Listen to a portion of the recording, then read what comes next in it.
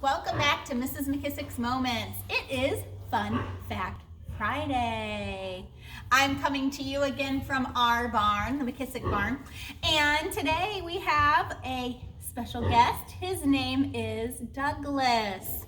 Douglas is a boar goat, and he is a wether, and a wether is a boy goat.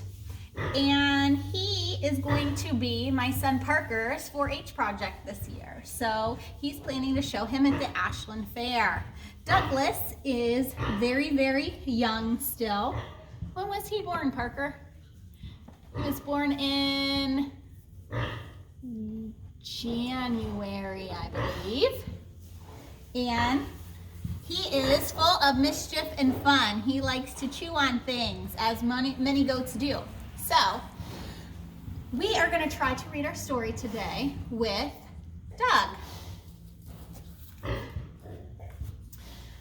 Our story today is called A Porcupine Named Fluffy. This is by Helen Lester, illustrated by Lynn Munsinger. And I have been given permission to read you the story from the Houghton Mifflin Company. I can't help if any goat bloopers happen while I'm reading the story. When Mr. and Mrs. Porcupine had their first child, they were delighted. Now, he needed a name. Yeah, right there. Should they call him Spike? No, Spike was too common. Should they call him Lance? No, Lance sounded too fierce. Should they call him Needle Rooser? No, Needle Rooser was too long. Prickles? Pokey? Killian? Then, together, they had an idea. Let's call him Fluffy. It's such a pretty name, Fluffy. I think looking at him, he doesn't look very fluffy. Can you turn the page, Doug? He's going to eat the page.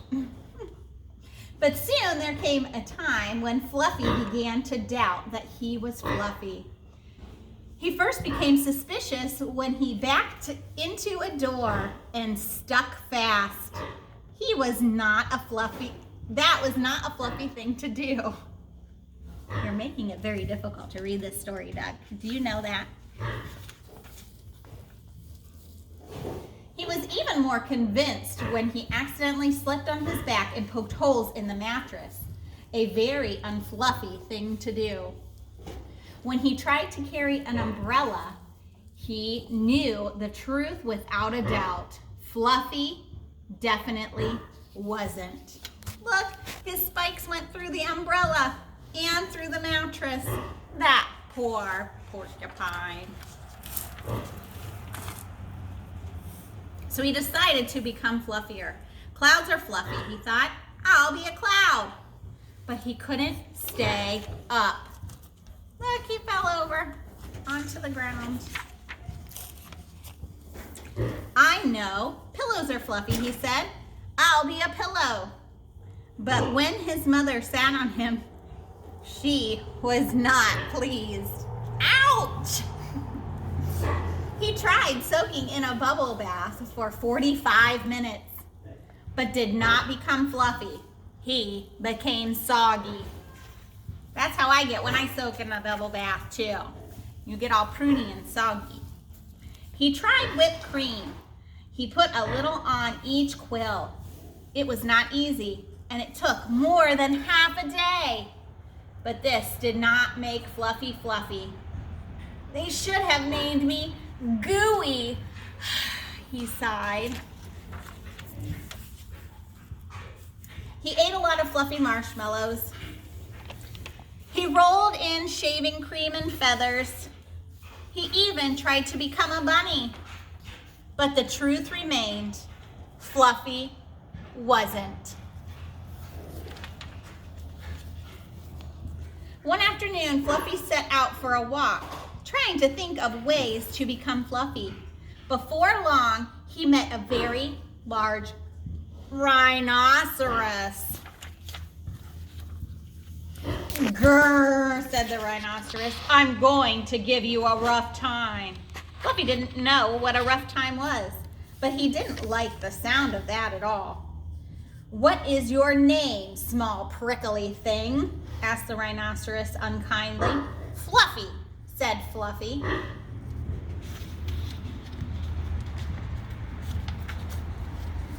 The rhinoceros smiled. He giggled. Then he laughed out loud. He rolled on the ground. He jiggled and slapped his knees. He roared with laughter.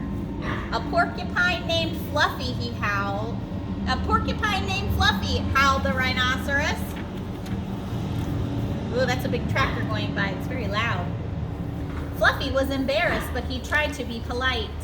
"And what is your name?" he inquired. "I can't say it," giggled the rhinoceros. "Hubert," suggested Fluffy.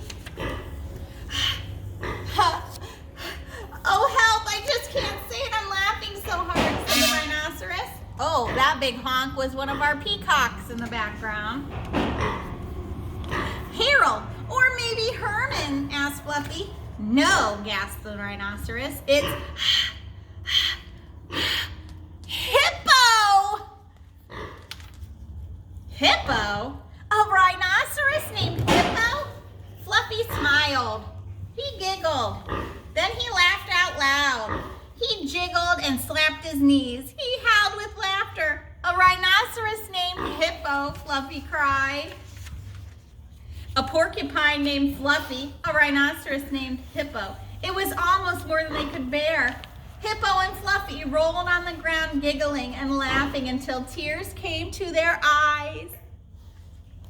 At last, they lay exhausted on the ground. From that time on, they were the best of friends.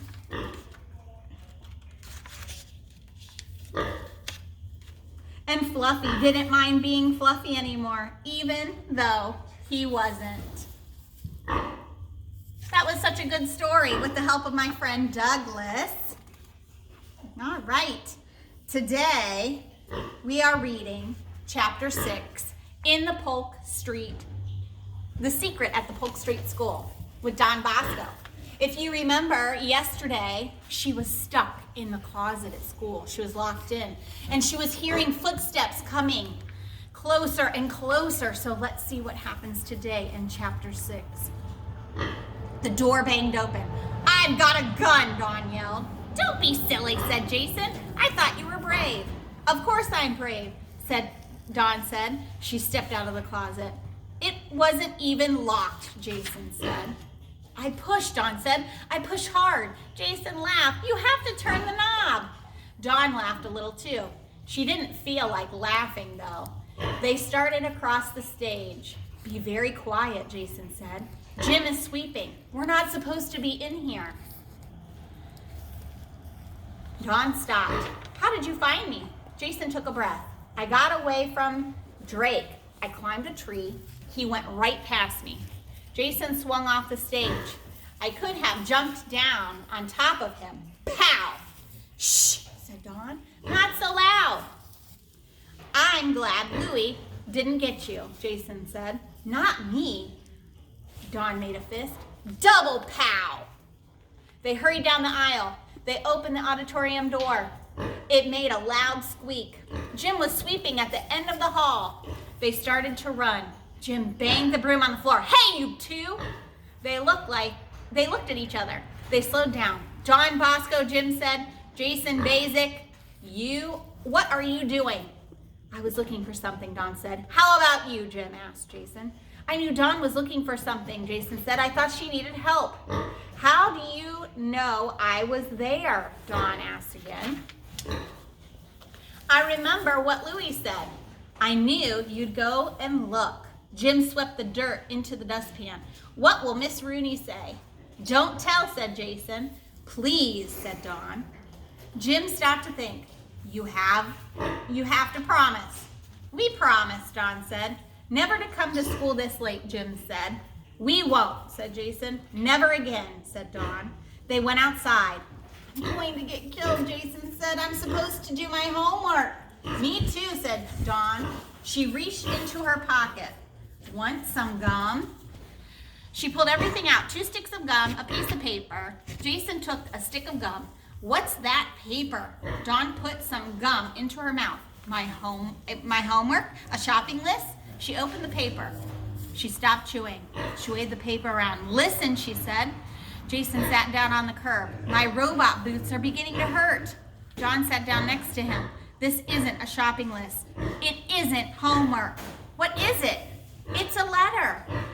Jason pulled off one boot. A stone. Dawn began to read. Don Bosco, I'm going to get you. Jason too. Jason put his boot back on. Who is it from? He asked. Dawn raised one shoulder in the air. I don't know, she said. It's signed The Wolf. All right, tomorrow, well, not tomorrow, tomorrow is Saturday. On Monday, Movement Monday, we will read chapter 7. All right, thank you for joining me today on Fun Fact Friday. And my co-host, Doug, who's in the other side of the pen right now, bothering our videographer. Before we leave, I want you to remember, you are amazing, you are strong, you are brave, you are wonderful, you are kind, and you are loved. There is no one as marvelous as you. I miss you all, my friend, and I hope that I get to see you all soon. Bye.